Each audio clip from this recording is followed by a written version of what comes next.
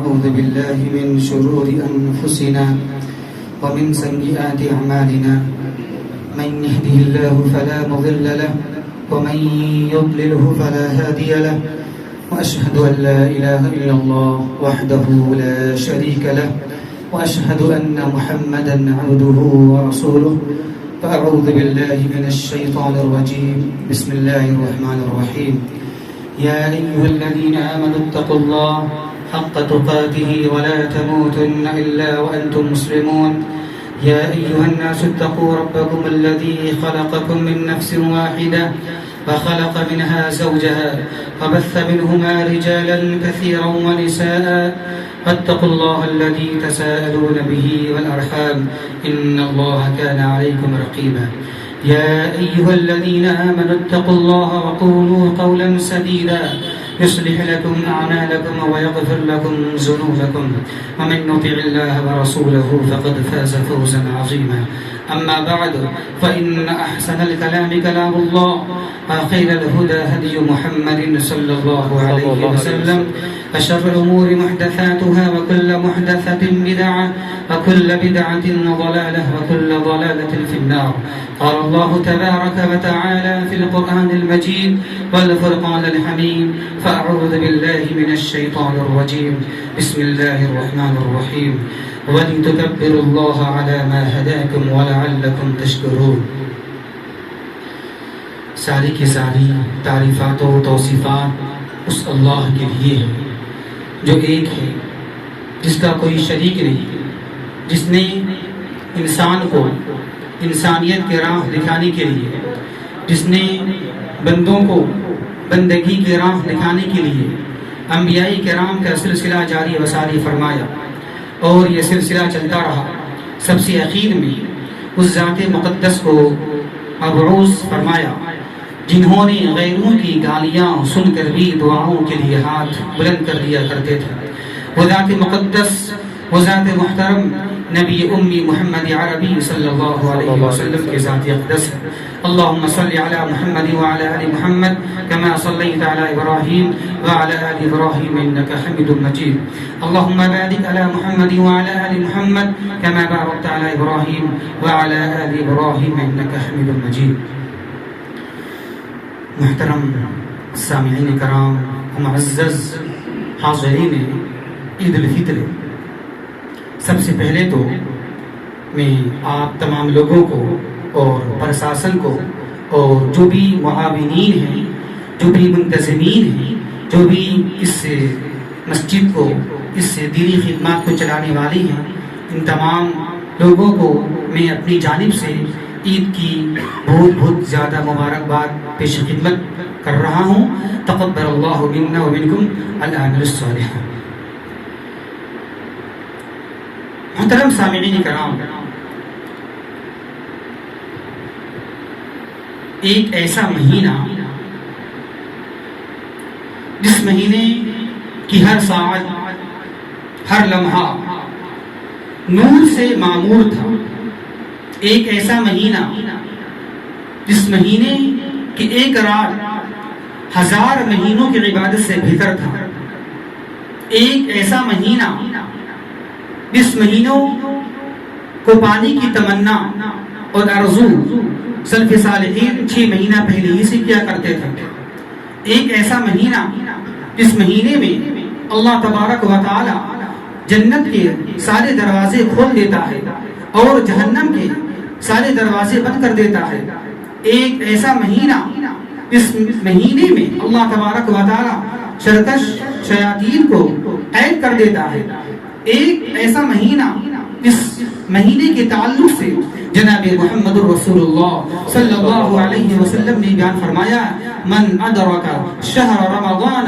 ولم یغفر له فدخل النار، کہ جس نے رمضان کا مقدس مہینہ پایا اور پا لینے کے بعد، اس مہینے کو حاصل کر لینے کے بعد اپنی بخشش نہ کروائی، اپنی معافی نہ منگوائی اللہ تبارک و تعالی سے، تو ایسا شخص بڑا بد نصیب ہے، بڑا محروم ہے، اور ایسا شخص جہنم میں داخل ہونے والا ہے۔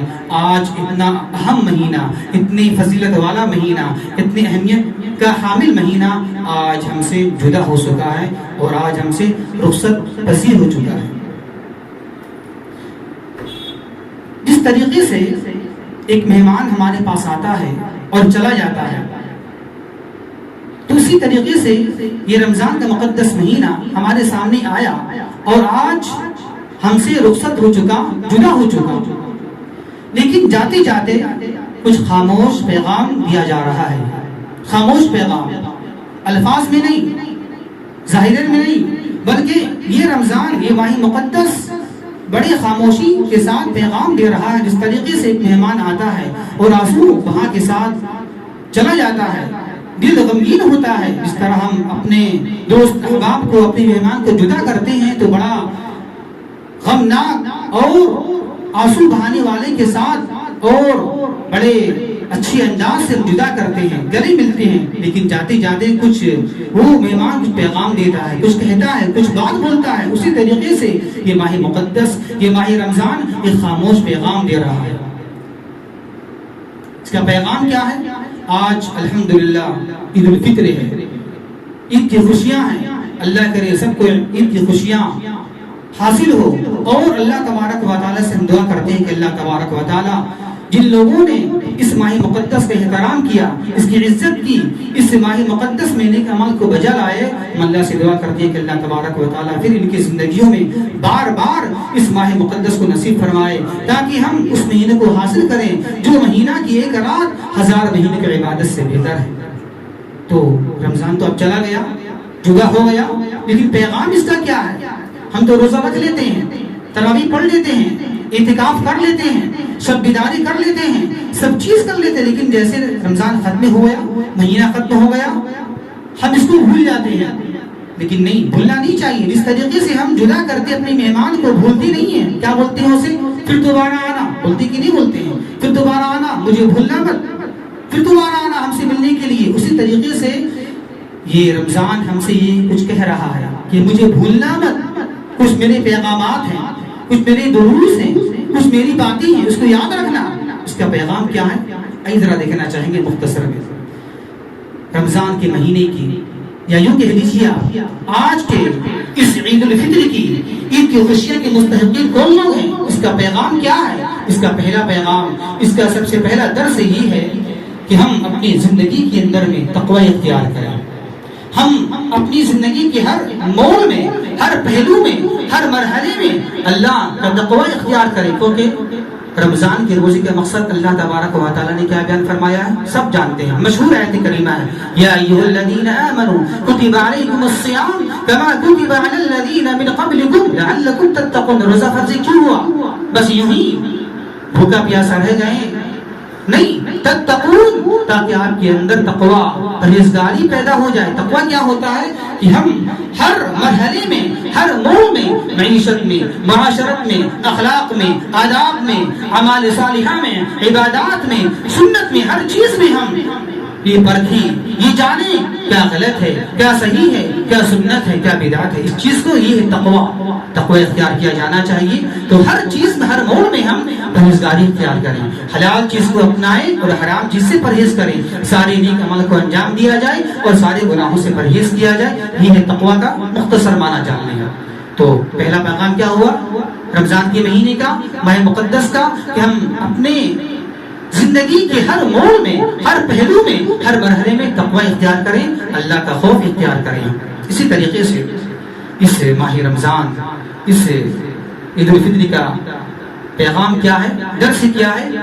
کہ ہم اپنی ساری اعمال میں، نماز، روزہ، حج، زکوٰۃ، قربانی، علم و عمل، آداب، اس میں اخلاص پیدا کریں، اس میں خلوص پیدا کریں. دیکھیں اللہ تبارک و تعالی نے سال میں ایک مہینہ روزہ رکھوایا، سیام رکھوایا.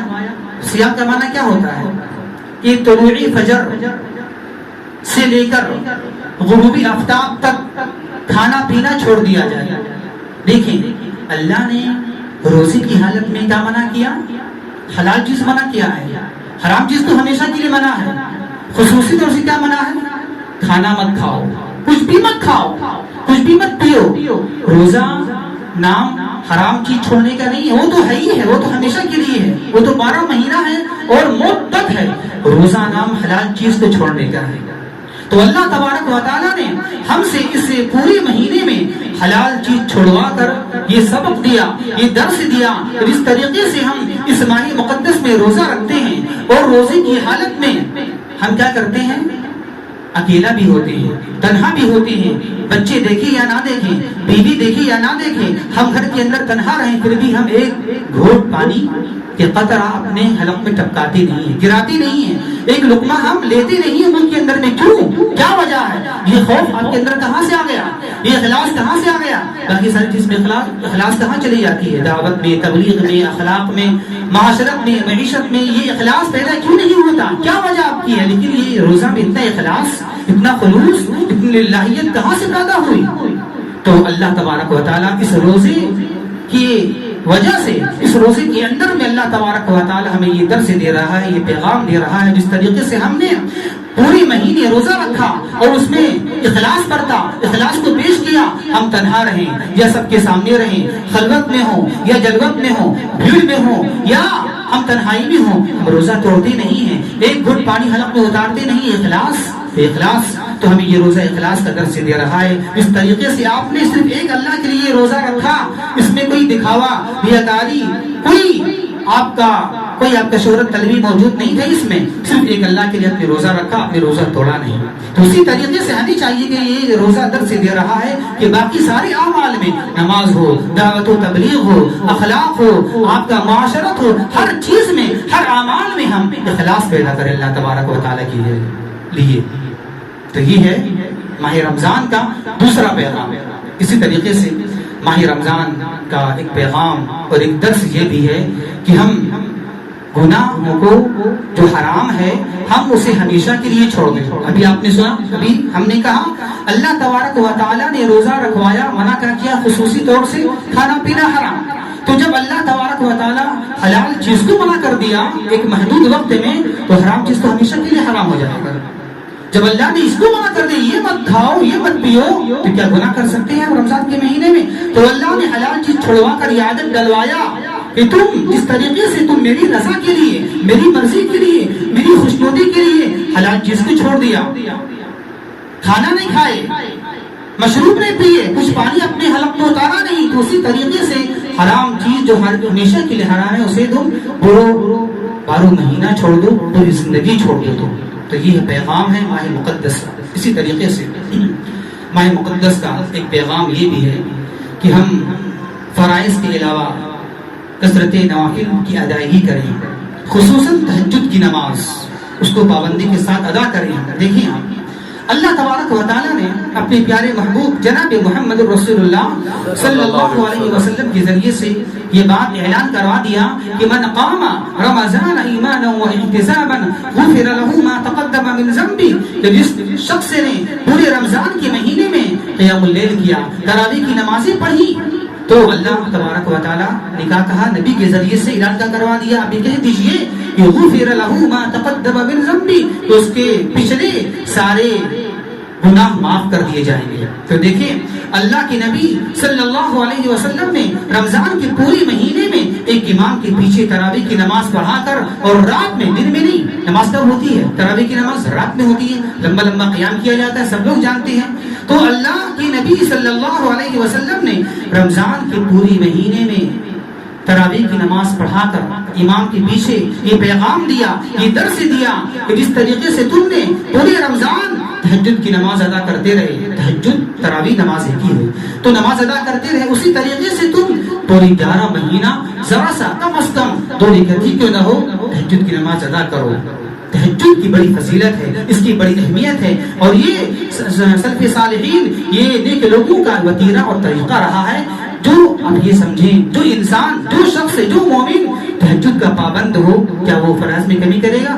ہو ہی نہیں سکتا۔ جو تہجد گزار ہو الحمدللہ وہ فرض میں کمی کرے نہیں۔ تو خصوصی یہ درس دیا، یہ پیغام دیا اس ماہ رمضان نے کہ ہمیں چاہیے کہ ہم جہاں نفل فرض ادا کریں وہ ہم نفل بھی ادا کریں، اور خصوصی طور سے رات کی نماز، تہجد کی نماز کم از کم 2 ہلکی رکعت ہی ادا کر دیا جائے۔ اسی طریقے سے ماہ رمضان کا ایک پیغام، ایک درس یہ بھی ہے کہ ہم آخری پہر میں رات کے آخری پہر میں اٹھ کر اللہ سے گریہ بازاری کریں، دعا کریں، مناجات کریں۔ کیسے؟ وہ اس طرح دیکھیں آپ، جناب محمد رسول اللہ صلی اللہ علیہ وسلم نے یہ حکم دیا کہ سحری کھاؤ۔ سحری میں کیا ہے؟ برکت ہے۔ یہاں تک کہ جناب محمد رسول اللہ صلی اللہ علیہ وسلم نے فرمایا ہے اگر آپ کو بھوک نہیں ہے، کھانے کی خواہش نہیں ہے، تو کم از کم ایک گھونٹ ہی پانی پیو۔ کیوں؟ ایسا کیوں؟ مثال کے طور پر آپ سو رہی ہیں 12 بجے یا 1 بجے یا 2 بجے، مان لیں آپ کا پیٹ فل ہے، الحمدللہ آپ پورا مکمل کھا چکی ہیں، پیٹ فل ہے، کھانے کی خواہش آپ کو نہیں ہے، میں سو جاتا ہوں، کیا مسئلہ ہے؟ میں اب اٹھوں گا نہیں، سحری میں ڈائریکٹ آپ اذان ہوگی تو میں اٹھوں گا نماز میں، نہیں، یہ طریقہ غلط ہے۔ بلکہ اللہ کے نبی نے یہ کہا کہ آپ کو بھوک نہ بھی ہو پھر بھی کم از کم ایک گھونٹ ہی پانی پی لو۔ ایسا کیوں؟ ایسا کیوں؟ کھانے کی اتنی شدت کیوں ہو رہی ہے؟ آپ کو کھانا نہیں، کم از کم ایک گھونٹ پانی ہی پی لو۔ اللہ کے نبی کیوں اٹھوا رہے ہیں کہ اٹھ کر پانی پی نہیں پینا آپ کو ہے، بھوک ہو چاہے مت ہو، پیاس ہو چاہے پیاس نہ ہو، آپ کو کم از کم ایک گھونٹ پانی ہی پینا ہے۔ کیوں؟ اس میں یہ پیغام ہے، یہ درس ہے اللہ تبارک و تعالیٰ کی جانب سے اور اللہ کے نبی کے ذریعے سے کہ جس طریقے سے ہم پورا 1 مہینہ رات کے آخری پہر میں اٹھے، سحری کیا، بھوک لگی ہو یا نہ لگی ہو وہ الگ مسئلہ ہے، لیکن آپ نے سحری کیا ہو تو یہ پیغام دے رہا ہے، یہ درس دے رہا ہے کہ اسی طریقے سے پورا 11 مہینہ رات کے آخری حصے میں اٹھ کر آپ کو گریہ بازاری کرنا ہے، اللہ سے دعائیں مانگنا ہے، توبہ استغفار کرنا ہے، اللہ کو راضی کرنا ہے اور منانا ہے۔ کیونکہ متقی کی صفت یہ بھی ہے کہ رات کے آخری پہر میں اٹھ کر اللہ کو یاد کرتے ہیں، گریہ بازاری کرتے ہیں۔ اور قرآن مجید کے اندر ایک بہت ساری آیات کریمہ، چونکہ وقت ہے ہی نہیں، اس میں اللہ تبارک و تعالیٰ نے متقین کی ایک صفت بیان فرمائی ہے کہ قانوا قلیلا من اللیل ما یہجعون وبالاسحار هم یستغفرون۔ جب یہ جنتی جنت میں چلے جائیں گے تو اللہ تبارک و تعالیٰ ایسے لوگوں کے بارے میں بیان فرما رہا ہے کہ متقین جب دنیا کے اندر موجود تھے، وہاں جی رہے تھے، تو رات میں بڑا سوتے کم تھے، یہ لوگ رات میں سوتے کم تھے، وبالاسحار هم یستغفرون، اور سحری کے وقت میں، سحر کے وقت میں اٹھ کر توبہ استغفار کیا کرتے تھے۔ تو سحر کے وقت میں، آخری پہر میں توبہ استغفار کرنا، اللہ سے دعائیں مانگنا، گناہوں سے معافی مانگنا، اس کی بڑی فضیلت ہے، اس کی بڑی اہمیت ہے۔ جیسا کہ مسلم شریف کی ایک حدیث ہے، جناب محمد رسول اللہ صلی اللہ علیہ وسلم نے بیان فرمایا کہ اللہ تبارک و تعالی ہر رات پہلے آخری پہر میں ہر رات آسمان دنیا پر نزول فرماتا ہے اور یہ آواز لگاتا ہے طلوع فجر تک کون ہے جو مجھ سے مانگے مجھ سے دوں، کون ہے جو مجھ سے سوالات کرے مجھ سے عطا کروں، کون ہے جو مجھ سے دعائیں کرے میں اس کی دعا قبول فرما لوں، اور وہ کون ہے جو مجھ سے مغفرت مانگے، معافی مانگے، مجھ سے معاف کر دو۔ تو اللہ تبارک و تعالی آواز لگاتے رہتا ہے۔ تو یہ سحری ہمیں یہ پیغام دے رہا ہے، یہ درس دے رہا ہے کہ ہم جس طرح ایک مہینہ ہم اٹھیں، سحری کھایا، اسی طریقے سے ہم پورا 11 مہینہ اٹھیں اور سحر کے وقت میں اللہ سے توبہ استغفار کریں۔ تو یہ ہے پیغام۔ اسی طرح ایک آخری پیغام یہ بھی ہے کہ ہم کیا کرتے ہیں رمضان کے آخر میں، پتہ ہے بہت سارے مسائل ہیں رمضان کے۔ ایک حکم کیا ہے رمضان کے آخر میں؟ سب کو معلوم ہے، صدقہ فطر، سب جانتے ہیں صدقہ فطر سب کی جانب سے واجب ہے۔ یہاں تک کہ بات آتی ہے کہ اگر چھوٹا بچہ بھی پیدا ہو رہا ہے ماں کے پیٹ سے عید کی نماز سے پہلے تو اس کا بھی آپ کو صدقہ نکالنا پڑے گا۔ کیوں؟ روزہ ہو یا نہ ہو، بچہ ہو یا بوڑھا ہو، لیکن صدقہ فطر واجب ہے۔ ایسا کیوں؟ اس لیے ایسا ہے، جناب محمد رسول اللہ صلی اللہ علیہ وسلم نے اس کی 2 حکمتیں بیان فرمائی ہیں۔ اس کی پہلی حکمت یہ ہے کہ روزے کی حالت میں روزہ داروں سے جو لغو بات بےہودہ باتیں ہو جاتی ہیں، یہ صدقہ فطر اس کو ختم کر دینے والا ہو جائے گا، صفائی کر دینے والا ہو جائے گا۔ یہ پہلی حکمت۔ دوسری حکمت کیا ہے؟